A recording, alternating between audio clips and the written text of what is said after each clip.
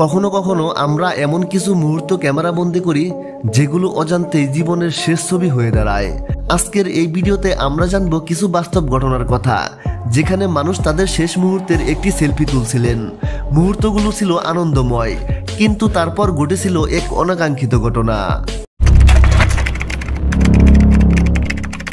Xiao কিউমেই, তিনি ছিলেন চীনের একজন জনপ্রিয় সোশ্যাল মিডিয়া ইনফ্লুয়েন্সার।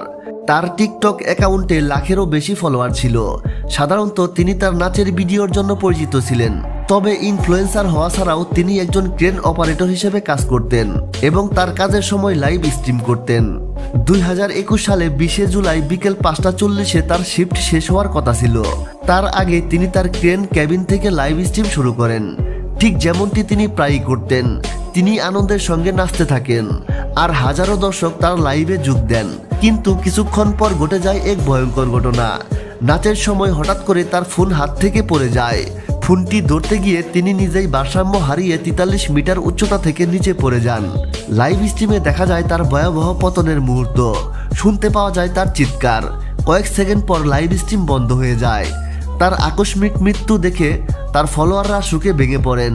কিন্তু সবচেয়ে মর্মান্তিক বিষয় ছিল তার 2 সন্তান এত অল্প বয়সে মাতৃহারা হয়ে গেল। সুফিয়া চিভিং, হংকং। তিনি ছিলেন অ্যাডভেঞ্চার প্রিয় একজন ইনফ্লুয়েন্সার। তিনি ঝুঁকিপূর্ণ জায়গায় গিয়ে ছবি তুলতে ভালোবাসতেন।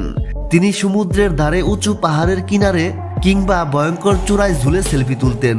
10 জুলাই 2021-এ তিনি হংকংয়ের হাকলি পার্কে গিয়েছিলেন, যা তার বিপজ্জনক জলপ্রপাতগুলোর জন্য বিখ্যাত, যেখানে তিনি একটি পারফেক্ট সেলফি নেওয়ার জন্য বিপজ্জনক জায়গায় দাঁড়িয়েছিলেন।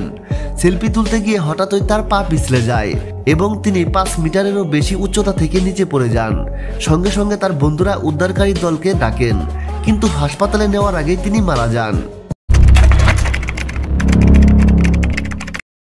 মীনাক্ষী মূর্তি এবং বিষ্ণু বিশ্বনাথ, যুক্তরাষ্ট্র।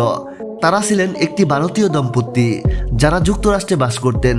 তারা অ্যাডভেঞ্চার পছন্দ করতেন এবং তাদের ভ্রমণের অভিজ্ঞতা সোশ্যাল মিডিয়ায় শেয়ার করতেন। 2018 সালের 30 অক্টোবর তারা ক্যালিফোর্নিয়ার ইয়োসেমাইট ন্যাশনাল পার্কে ঘুরতে যান।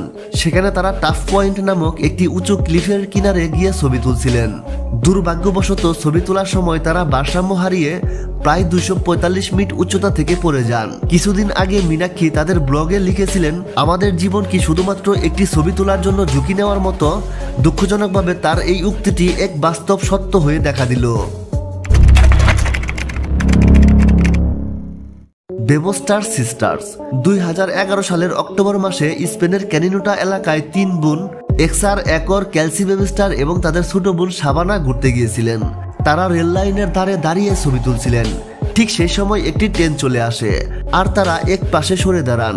কিন্তু বড় সমস্যা ছিল, ওই ট্রেনের শব্দ এতটাই জোরে ছিল যে তারা বিপরীত দিক থেকে আসা আরেকটি ট্রেনের শব্দ শুনতে পাননি। হঠাৎই সেই ট্রেন তাদেরকে ধাক্কা দেয় এবং ঘটনাস্থলেই 3 বোনের মৃত্যু হয়।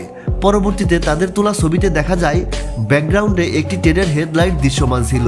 সেটি ছিল সেই ট্রেন যার শব্দ তারা শুনতে পাননি। বন্ধুরা, এই ঘটনাগুলো থেকে আমাদের শিক্ষা নেওয়া উচিত। বিপজ্জনক জায়গায় গিয়ে সেলফি তোলার জন্য নিজের জীবনকে ঝুঁকিতে ফেলা যাবে না, কারণ একটা সেলফির চেয়ে নিজের জীবন অনেক বেশি মূল্যবান।